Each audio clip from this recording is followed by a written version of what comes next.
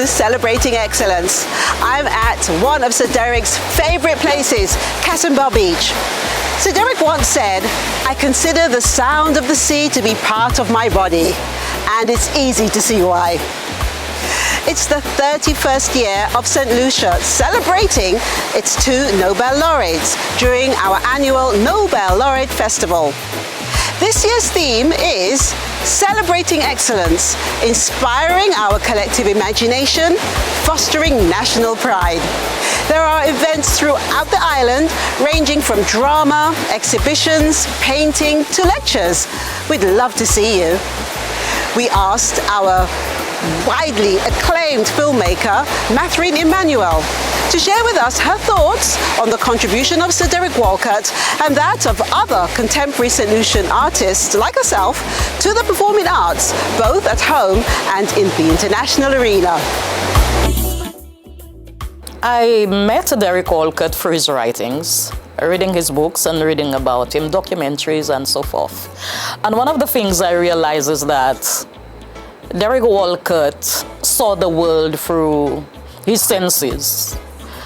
What he saw, what he heard, and what he tasted, what he thought of. It's like he embraced all of that in a very strange way that other persons might not be able to copy him.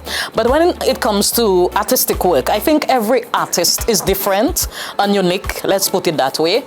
And so Derek Walcott was unique, he was sensational. And for us to copy what he did, I only think we can embrace his determination as, you know, a playwright and poet. At the time, I kept wondering, really read poems and whatever, and I still question myself, they didn't mean that much to them back then. But he kept writing and using his senses to embrace the lives of his people, his country. He saw Saint Lucia through, you know, heavenly eyes, the blue sea, the forest, the people, as poor and deprived as they were. He painted them beautifully, and he made poverty look beautiful. So I think he had a soft heart, you know, when it comes to relationship, bonding with his people, and wanting others out of our shores to understand that in spite of everything, just 238 square miles, but it was his whole world. And he spent his whole life trying to uplift 238 square miles in a very special way so that people on an international scale can learn to appreciate where he came from. He never looked down and never made us feel that he did not deserve to be here. In fact, he gave everyone the notion that being born a Saint Lucian was a beautiful and wonderful thing that he embraced with his heart. His prose, his poems, his plays, everything was, you know, crafted in a way that made us special. So when I think of Derek Walcott and I think of myself and other creatives, performers, I understand, you know, that we too should do the same in our own unique way because we are all different. I'm not Derek Walcott, I'm Mathurine Emmanuel.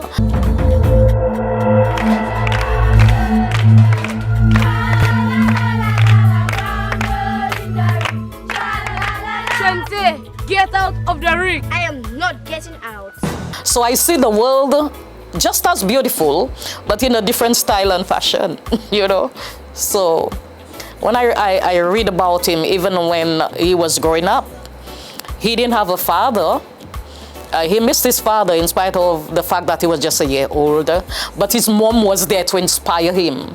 And in the home, I think this is the work of the woman, the mother, to keep on inspiring the kids, working with them and showing them that they can make it. Because he stated in one of his books that when he felt like he needed to write his poems, he said he would go the extra mile and write a whole book. And so he asked his mother for $200 US, and she gave it to him. Now, in those days, $200 would buy several acres of land. based on my knowledge. And she gave him that amount of money. So that means she believed in him. And so parents also have to believe in the kids if they have to produce. And we need to stop telling our kids what to do when it comes to profession and whatever, especially when they express the need to be artistic, to be performers, to write music, to dance if they must. Whatever it is, we have to be supportive and guide them along the way, or else we destroy them too.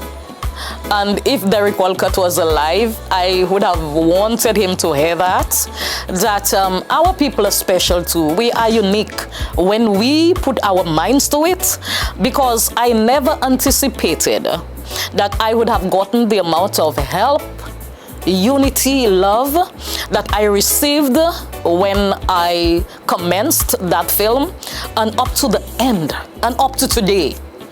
The crew, Bradley Lacan and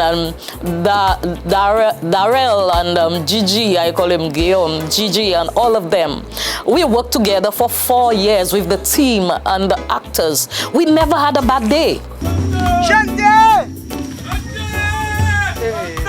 Shut the life, it's teenager. Why? I don't want to see you close to my daughter again. You want him to take my daughter like a myth?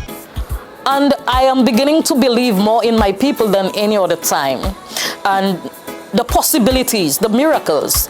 I no longer say, Saint Lucian pahametet yourself. I don't say that anymore. We can, yes we can. And we did for that film.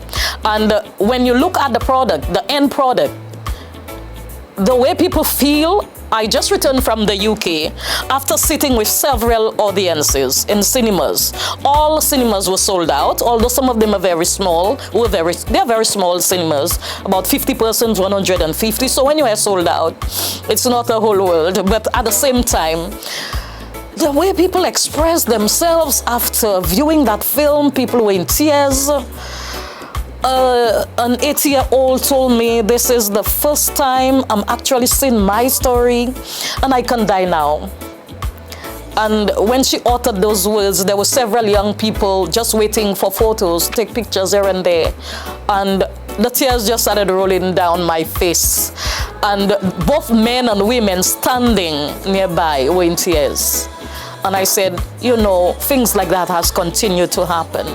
We are moved by a movement. And the movement is one that we should all believe in ourselves, whatever we do. We should be determined, we should unite, because unity is our strength. When you're small and you don't have what it takes, unity becomes your financial base. And that is what I discovered. And when I cried for several reasons. One of them is that we have missed out a lot. We have missed out a lot because there is so much that we could have done before. And now I'm not saying it's too late, but we could have achieved a lot by just believing and just embracing and uniting. So much could have happened. Derek started the journey. He didn't have what we have now, but he achieved so much by just being determined to move on and believing in what he was doing. And I think I adopted part of that from him. We were born on the same date, January born 23rd. I was born on January 23rd, 40 years after Derek Walcott. And I never met him as a person, but I think maybe it has something to do with that month, that we are determined people and we go for it, no matter how small and no matter how big, no matter what people think of us, we just keep moving.